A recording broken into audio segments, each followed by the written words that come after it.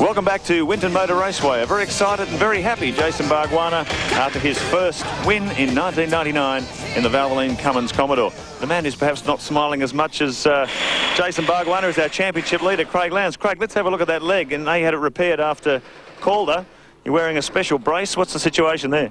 I guess this is the main cut where they went into the knee and virtually operated for most of that. That's where the lateral ligament, and they went into the knee to do the cruciate ligament. So and of course this is our special little race suit now that I can flash it all off. But no, I guess it's going well. Unfortunately, we're not as up the front as up further as much as we like. But at the moment, like, we're scoring points. So that race was sort of had a lot of variables in it, so it was quite exciting. Let's hope you can bring it home. Thanks, mate. Thanks, Mark. Someone else who's not really smiling that much is Glenn Seaton, and this is the reason why. Looks like he just understeered straight off the road there. Craig, it bang straight into the back Stephen Richards, and he's out for the weekend. And speaking of Glenn Seaton, you can get a wonderful piece of memorabilia as we get ready for race 2. Here are the positions: Jason Bargwanna, Jason Bright, Garth Tander and Russell Ingall. Don't forget the positions on the right-hand side there are where they started in the first race, and of course the positions are where they finished in the first. Nathan Pretty, an amazing 25th to 7th, and Mark Scaife did good work to come back to finish 8th in the first. Paul Romano, an outstanding run, jumping up from 31st qualifying position to 9th. An outstanding performance that. John Faulkner alongside Dick Johnson, up from 18th to 11th. Mick Donoghue, 27th up to 12th. So all those cars going off early in Heat 1 really helped these blokes. Darren Pate, 30th up to 13th. Stephen Richards, 16th, didn't make a great move there. But look at Craig Harris, 34th up to 15th in the Ford. There's going to be some frantic action this time round. Steve Reed will be a little bit disappointed after he could have been in Nathan Pretty's position in 7th. Instead, he's back in 17th. McLean, Nash, Briggs, Skippy Parsons, Smurden, Cranbrook and Greg Murphy with a lot of work to do back in 24th. Neil Crompton, right back there on the grid after that drama in the first race. Rodney Forbes, Larry Perkins, Mark Larkham back there in 28th. Mark Poole, Anthony Tratt, 30th. John Bowe, what a shocker. Qualified 50s, right back there in 31st position. Stephen Ellery, an equally bad day. Paul Wheel, Dougal McDougall and Truckee Parsons. Now Danny Osborne, a DNS there. That's one of the reserves coming in. Of course, he did not start. With Seaton out, Osborne is in.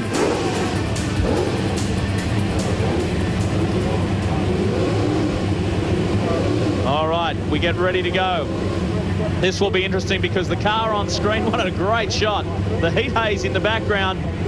Bright was very quick in the first race, and here he gets a shot at his old sparring partner from open wheeler days, Jason Bargwanna.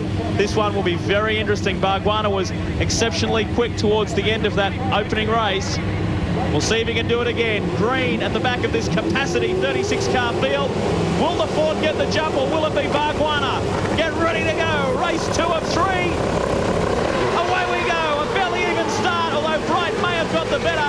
He moves across for Bargwanna. Will have the inside run. Ingall solidly in 3rd. Yeah, looks like a nice clean start to Heat 2 so far. It's this big pack shoveled through turn 1. Jason Bargwanna just got the jump on Bright. It's pretty evenly matched as they came off the line, but the Valvoline Cummins car absolutely on fire today. Someone who did get a very good start, and that's Nathan Pretty. It looks like slowing down. So 7th to the back. Something has happened to the DeWalt Commodore. Scaife got away to a terrific start and was right up there already with Radicic and Longhurst. So watch for Mark Scaife in this one as they settle themselves down on the opening lap. 36 cars all sorting themselves out on the Winton circuit. Bargwanna, Bright and Ingall. Russell seems to have got away to a great start in this one, and he's already lining up an outside move on Bright into the left-hander. Hard on the brakes here. Looking for a good exit speed down the main straight. You can see the Falcon's putting its power down really well there out of the tight corners, and that's giving Jason a little bit of breathing space. I'll tell you what, with this cold groaning problem the tyres are having here at Winton with the low speeds, the treads are getting ground off the tyres. There's Rodney Forbes, the Sydney privateer, in trouble on the DeWalt car. Nathan Pretty limping back to the pits, but Ingall on the attack, comes up alongside the Pertec Ford, trying to run on the outside on the approach to the S's, but the Pertec Ford moves over. We go on board with Ingall. I was just saying that looking at the tyres after race 1, the Valvoline Cummins team have really got the setup sorted out on Jason Bargwanna's car. The tyres look in fabulous condition compared to a lot of the other guys around him. He had it working in treat, and look at the margin between he and Bright as we go back with Russell Ingall. Bargwanna has taken off. He's gone. through the sweeper. That is a handy margin to have at such an early stage in the race. Now, I think it'll run wide there. He's run maybe, or Certainly off the power a lot through there, and the Tander's caught right up. Garth actually, I think, used his rear tyres a lot more excessively than Jason did in race 1. So Bargwanna's certainly in a league of his own this weekend. By the look of it, Ingle was in trouble with his rear tyres too. You notice in that first race, about halfway through, he started to drop back. He said his back tyres just started to grain up. He couldn't do anything about it and lost a ton of speed. Garth Tander too was in the same position. The rear tyres really get a monstering around here. Rodney Forbes again. Now, don't forget the final sprint round of the series. It's a full 13 rounds this year. Of course, the Queensland 500 and the FAI 1000 count. But the last short round, the last sprint round, is at Oran Park in Sydney on September the 5th. And you can catch it right here on your home of motorsport between 3 and 5. Look at that shot there. Bargwanna has got a huge lead already over Bright. Ingle and Tander. We'll see if Tander can get past the Enforcer. And you can stay up to date with all the latest V8 Supercar action. www.v8supercar.com.au. Fantastic to see Tony Longhurst competitive in the Castrol Ford. He said at Simmons Plains they'd done a lot of work on shock absorber development. They felt they'd turned the corner a little bit. I know his engineer Ralph Bellamy, the ex-Lotus Formula 1 designer, now doing time in V8 Supercars.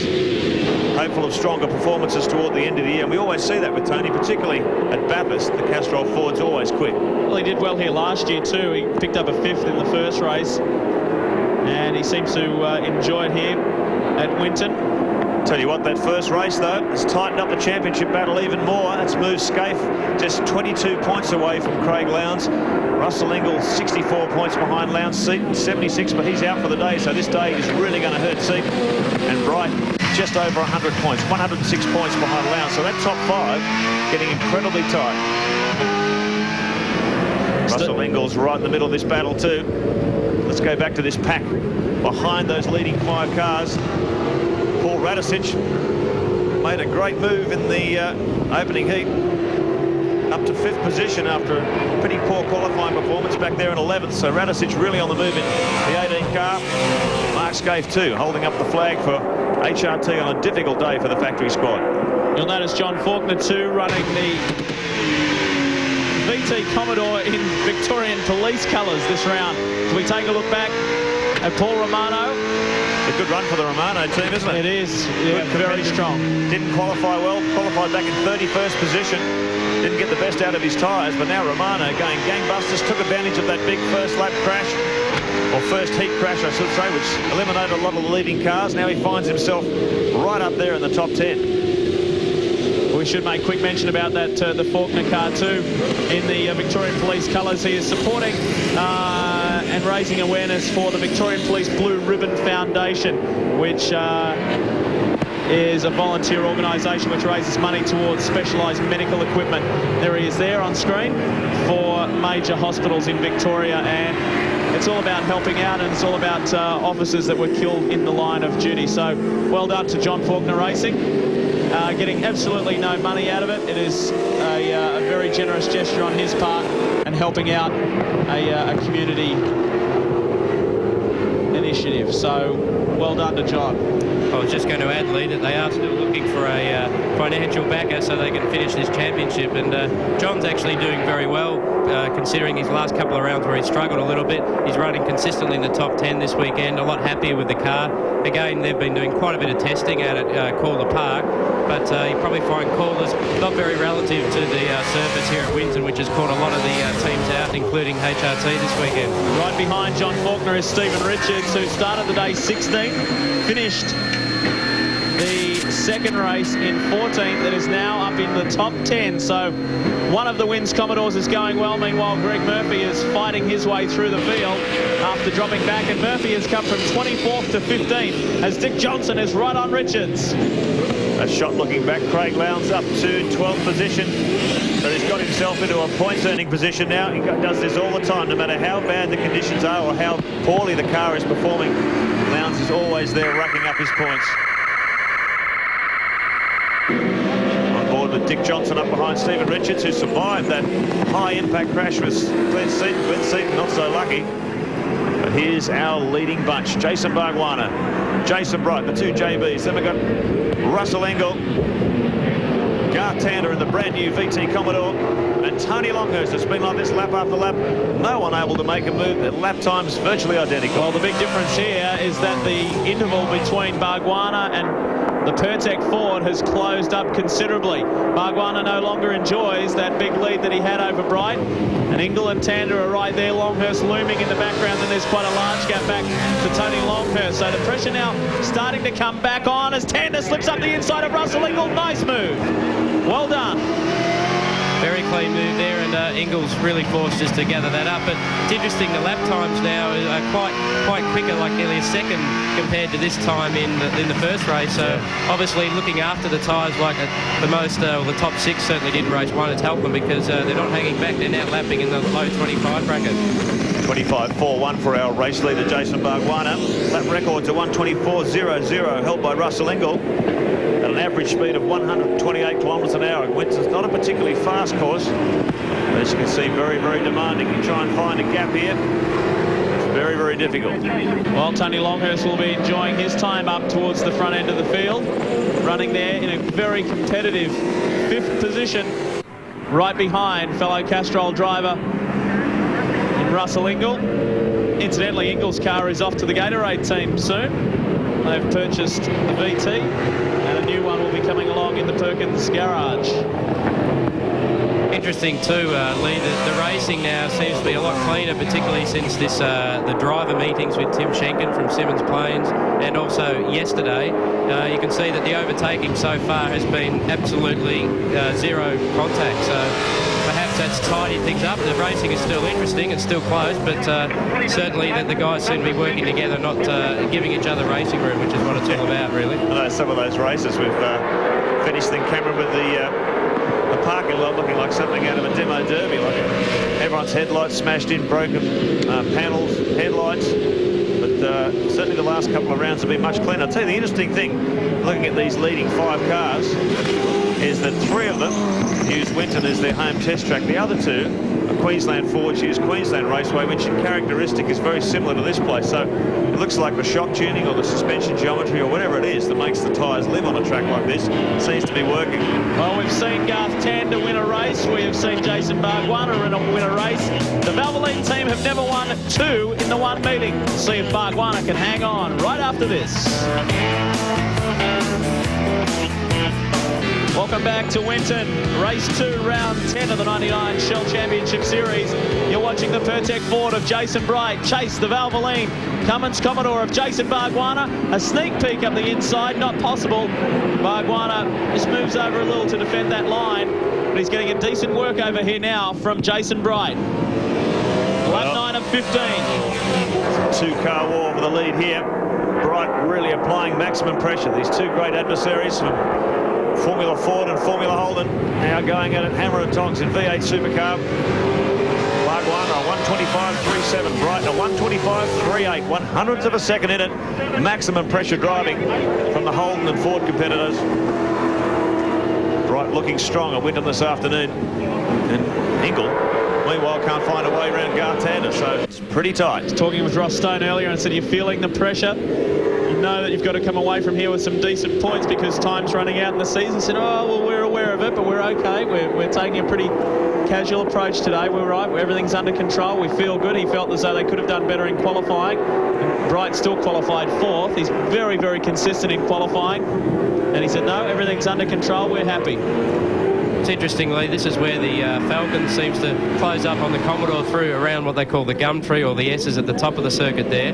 But then certainly the Valvoline car is not down on power. It seems to be able to stretch its legs down the 2 straights, particularly the back straight, and therefore keep Jason behind. Obviously, it's a very difficult circuit to pass here, so Bright needs to really get a good run out of these 2 right-handers onto the long straight. Well, after Bargwanna crashed the car very heavily at Phillip Island, for the rounds that followed that, there was still some parts on the car that were bent, and the team said that they didn't discover that until quite a few rounds later. And once they all got it all their ducks in a row, we see what Bargwanna can really do with his VT, a la Simmons Plains. Straight on the podium in 2nd position, and he is pole and has not been headed today. Teammate Garth Tanner doing well to hold Russell Ingall out, and there is Paul Radisich driving a race on his own. Oh, Tony Longhurst slipping back. Mike Scaife's got him. He's getting monstered by Paul Romano, John Faulkner, Craig Lowndes in there too. Lowndes just slowly finding his way back from that disastrous qualifying performance in his 1996 championship winning Commodore. It's a pleasing run for Paul Romano. That team have had no end of trouble this year. Oh! Big domino effect there. Lowndes hit Faulkner, Faulkner hit Romano, and Lowndes has lost out. He drifts wide, and Faulkner was the winner there. Slipped through on Paul Romano, and Stephen Richards is in there also. He's now lost that position to Lowndes. Dick Johnson hanging around. And Mick Donoghue. And there's Mark Paul in the John Deere machine. Spins like, David Parsons. Looks like Mark was all locked up and probably didn't actually mean that one. You can see locked the rears. Got sideways before the corner, and Parsons there was the innocent bystander, unfortunately. Chris Merton getting it sideways, and Paul Wheel, the winner there, picked up 2 positions. Well, they've broken away from third, the battle for third. Just 1.8 seconds now, the gap between Bright and Tander. They've been opening up a little bit. At times, a fraction faster, 4 laps remaining. Can Jason Bargwanna hold off this pressure from the Ford of Pertec driver Jason Bright? We're on board with Russell Ingall. Got passed by Tander early on, and he hasn't been able to get back. Cam McConville, Craig Lowndes was saying yesterday, Winton's one of those funny places where the harder you try, the slower you go. He said you just got to really find a happy rhythm. You agree with that? Yeah, definitely. I mean, the harder you try, usually... Oh, look at Ingall up the inside. And he's through. Wow, what a beautiful, clean move. I was just about to say that Garth looked like he was struggling with the tyres a little bit. He's starting to move around just from the in-car out of Russell's Commodore, so he's pounced on it. And Russell's actually lapping quite quickly, but Bright and Bargwanna are still setting the pace in this race. 25.91 for Bargwanna, a 25.85 for Jason Bright. They're the only cars on the track circulating in that bracket at the moment. Shell Helix replay, Cam. Yeah, it looks like Garth starting to miss the and there's the back stepped out, so those rear tyres have gone away again. He was just missing the apexes slightly, a little bit of exit oversteer, and Russell straight up the inside. Coming into this round, the score was a 24-2 to Holden.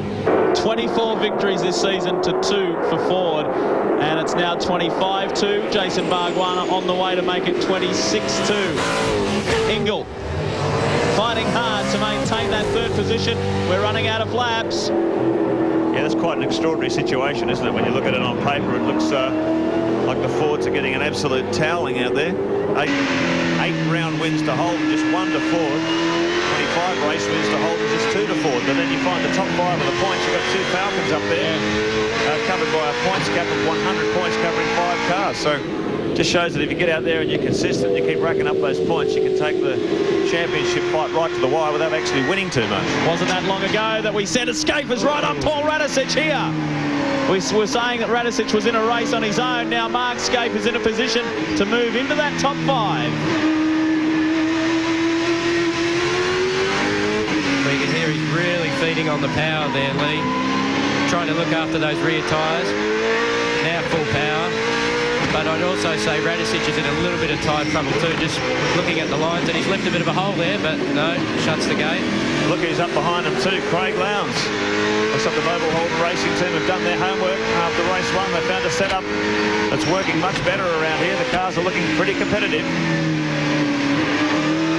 Well, that really is an outstanding effort from Lowndes, considering he started the day around, where was it, 14th or something like that, drifted right back in race 2, and now he's not only in the top 10, he's in 7th position and challenging Mark Scape for the outside run. Scape's got the inside run into the Motorsport S's, and Faulkner is looming in the background as well. Just 2 laps remaining in race 2. Bargwanna still leading the way, only so slightly over Jason Bright. But this is where the big action is. For 5th, 6th, 7th and 8th, Faulkner now comes into the mix. Well, you might have 2 Mobile Commodores there. They may be teammates, but these 2 are fighting it out for the championship.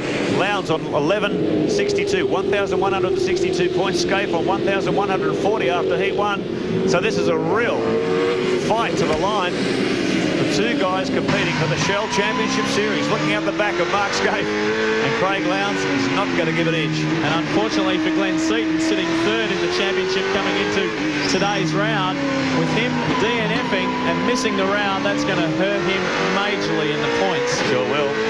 Great shots out the back of the VT there, and this is where the VS Commodore should really be in a league of its own with its shorter rear arms. It should, as we mentioned, put the power down better through the tight section of the circuit there. And Craig's got a great run onto the straight here, but I think Scaife is going to make him go the long way, that's for sure. Well, we saw how effectively the VS does climb out of the corners at Calder when Garth Tander was coming onto the main straight and pulling away from Mark Scaife. Look at the power down there in the VS, but again, you have to really brake quite late here, and there is a bump in the road that upsets the braking, but Craig's going right around the outside. Not going to do it. Final lap too. Final lap now. Can Craig Lowndes pick up a position on his teammate without causing any tears? Let's see. Jason Bargwanna withstanding the pressure from Jason Bright. There's battles all the way up and down through this field. 3.9 seconds the gap back to Ingle.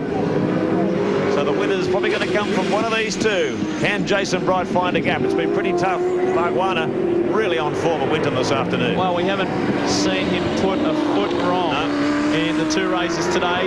Qualifying, he had a bit of a mishap on his quick lap after he posted that time. He spun off going through the sweeper. That's his only mistake all weekend. He's been very smooth and very sensible, and he has handled this pressure from Jason Bright beautifully. And a credit to the Pertec Ford driver as well. He's been equally as smooth. And it's right there, the inside run now. Won't be close enough. So the run to home. Running out of time. Great run, Cam. I'm sure you're impressed by these two guys. Yeah, and I'm impressed by the lap times too, Lee. I mean, they really are nearly a full second faster than the gaggle of Scaife, Lowndes and Faulkner. But look at the power of that Valvoline car. I mean, that has really helped Jason in this race. Some history in the making for the Gary Rogers Valvoline Cummins team. They've never won two races in a round, and they win here. Bargwanna again. He makes it 2 from 2 from Jason Bright in the Pertec Ford. A nice run by Russell Ingle in the SLX Commodore. He gets there for third ahead of Garth Tander, and Scaife has held on to hold out Lowndes. That's the run to the line, the battle for 6th and 7th.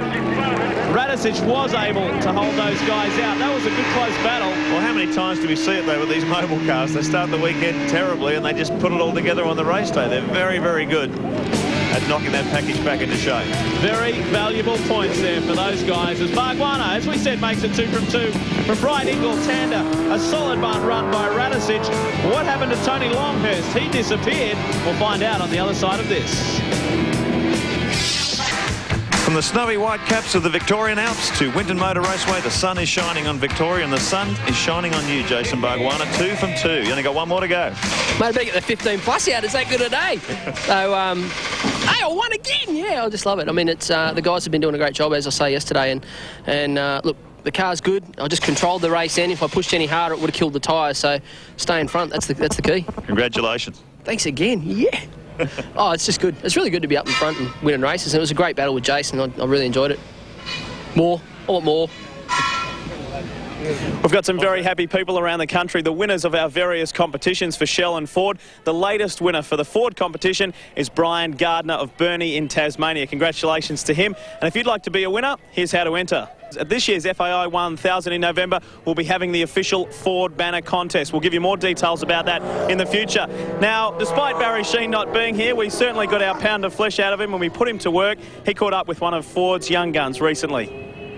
I'm down here with Jason Bright. Now, Jason, ever since you won at Bathurst, the whole thing seems to have come together. Yeah, I mean, we've come into a new year. The Bathurst thing certainly helped, but, we've been working very hard on the new Ford AU and trying to make a very good race car out of that. And, it's certainly getting there. And, I think the whole team's picked up and, risen to a new level this year. I bet Northern Territory was a great day for you. Oh, yeah, to finally crack it for a championship win, yeah. I mean, Bathurst, it was great, but I had a bit of help from Stephen Richards that day. But, it was good to finally crack it for a win, all by myself. Now, you're going to drive with Craig Baird, and Craig's tested the car already. How's he going? Craig went really well. We had the test day at Willowbank about a month ago, and he went really well. We were very happy. We'll give him a couple more days before the race, the Ipswich 500, and I'm sure he'll be right on the mark. As long as he's not quicker than you say. Oh, of course, yeah. I mean, every time I hop out, fiddle with the bars and the brakes and everything. You got to do these things. Did the same as Steve, but he still went quicker. So are you looking forward to long distance races? Yeah, for sure. Stone Brothers prepare an excellent car, and they've got a very good reliability record at those meetings, and they were certainly a strong point for us last year. So in some ways it's good that it's around to the championship this year, but in some ways it can go right against you. Ross, let's have a quick word with Ross. Now he's a sort of mega superstar. What's he like? Oh, he's all right. He's we're testing okay, and he's qualifying good, and he's racing good. But the biggest difference now from when he started, every trick in the book was pulled to get a seat in the car, get his backside in there, and now he wants to be paid for it. So there's a bit of a change going on there. So you're telling him that you're worth a lot of money, aren't you? Oh, of course, yeah. I mean, back then when I was trying to get the drive, he wouldn't let me in here. So now that I'm in here, I'm going to make the most of it, don't I? You can't do without him now, Ross. You see, you've got to pay him loads of money. Oh, I don't know. It's going to be a long, drawn-out process. Great, all right, Jason. Best of luck to you. Thanks, Barry. What's your least favourite part of Winton Motor Raceway? Definitely up around the gum tree, man. Like, you go left, you go right, you stop, you go, like you sort of get lost in amongst the bushes up there. Probably the speeds. I mean, we don't get up to very high speeds there, and I'm a big fan of very fast, high speed, get into it sort of circuits. That's about the only downside to it, but it's not a big deal.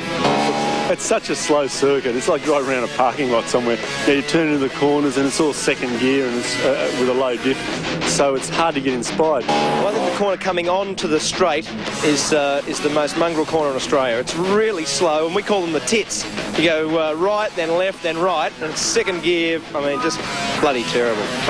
Right up the end of the straight there's that U-turn corner. It's on the first lap, it's mayhem. There's cars biffing into each other, and God, it's really bad actually. Well, there's two things actually. I think when it rains there, you slosh around in all this mud and stuff and up to your ankles, and you feel like a pig putting your snout in the trough. But the other thing is actually driving home is an absolute pain.